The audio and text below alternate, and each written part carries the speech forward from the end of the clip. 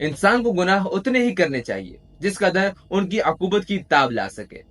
زیر دوستوں پر اس قدر ظلم مت کرو کہ اگر خدائی روزگار انہیں تم سے زبردست بنا دے تو ان کے انتقام کی تاب نہ لا سکو۔ جب غصہ تم پر غالب آ جائے تو خاموشی اختیار کرو۔ ایسے فائدوں سے درگزر کرو جس سے دوسروں کا نقصان ہو۔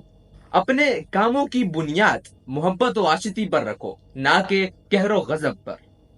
خرچ آمدنی کے حساب سے کرو تاکہ محتاجی سے بچ جاؤ۔ تونگری قناعت میں ہے اور درویشی زیادہ نہ طلب کرنے میں۔ مال حاصل کرنا آسان ہو سکتا ہے مگر اس سے فائدہ اٹھانا اور حفاظت کرنا مشکل ہے۔ عاقبت اندیشی کو طلب مال پر مقدم رکھو۔ السلام علیکم ویورز، امید کرتا ہوں کہ آپ سب خیریت سے ہوں گے۔ فرینڈز، ابھی جو میں نے یہ کچھ چند سبق آموز اقوال پڑھے ہیں یہ کسی اور کے نہیں بلکہ مامون الرشید کے ہیں۔ تو چلیے دوستو ان کے بارے میں ڈیٹیل میں بات کرتے ہیں۔ مامون الرشید ربیع الاول 170 ہجری کو پیدا ہوا۔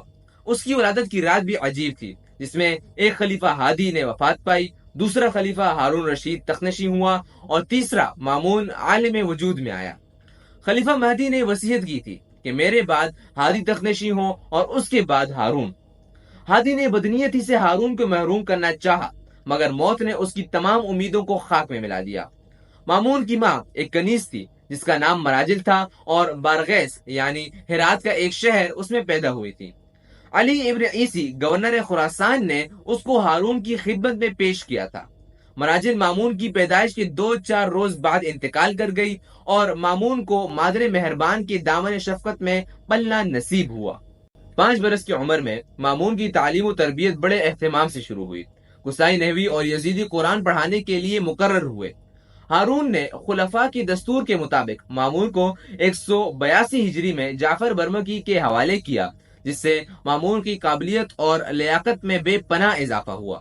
یزیدی کا بیٹا محمد بھی جو نہایت متبحر اور شاعر تھا مامون کی تربیت پر مامور تھا۔ مامون کو مورخوں نے حافظ قرآن لکھا ہے۔ خلفاء میں صرف حضرت ابوبکر، عثمان اور مامون الرشید حافظ قرآن گزرے ہیں۔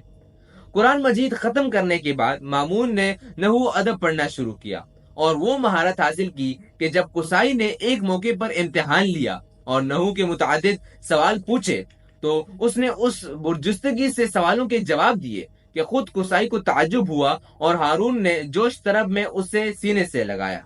عبداللہ بن طاہر کا بیان ہے کہ ایک بار مامون کی خدمت میں حاضر تھا۔ اس نے غلام کو آواز دی مگر صدائی برنخاست۔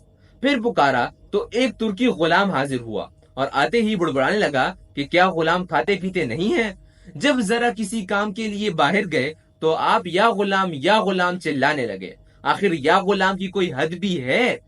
مامون نے سر جھکا لیا اور دیر تک سرگردان رہا۔ میں نے سمجھا کہ بس غلام کی خیر نہیں۔ مامون میری طرف مخاطب ہوا اور کہا کہ نیک مزاجی میں یہ بڑی آفت ہے کہ نوکر اور غلام شریر اور بدخو ہو جاتے ہیں، مگر یہ تو نہیں ہو سکتا کہ ان کی نیک خو کرنے کے لیے میں بد مزاج ہو جاؤں۔ مامون الرشید کو دوسری زبانوں کے تراجم کا ازحد شوق تھا۔ انہوں نے بہت سی یونانی کتابوں کے عربی تراجم کروائے اور ان تراجم پر زرکثیر صرف کیا۔ ان تراجم میں القلیج کا ترجمہ خاص اہمیت کا حامل ہے، مگر ان تمام تراجم اور ان پر کافی تحقیقی کاموں کو اس وقت دریائے برد کر دیا گیا جب ہلاکو خان نے بغداد کو تباہ و تراش کیا۔ مامون الرشید نے 190 ہجری سے 218 ہجری تک حکومت کی۔ دیکھنے کے لیے شکریہ دوستوں، ملتے ہیں اگلی ویڈیو میں، تب تک کے لیے اللہ حافظ۔